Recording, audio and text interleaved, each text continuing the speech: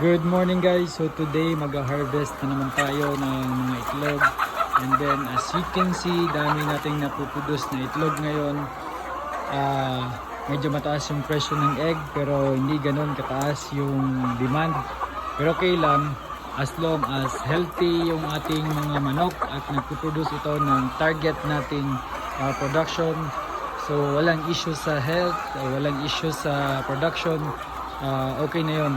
So very important guys na ma-harvest natin on time yung ating mga napuproduce na itlog dahil isa din ito sa nakaka-stress sa manok kapag irregular yung schedule ng pag-harvest ng itlog kasi naiistorbo yung mga manok kapag walang fix na oras yung pag-harvest ng itlog. So sa ating mga flockman, sa mga poultry boys natin, kailangan talaga na consistent yung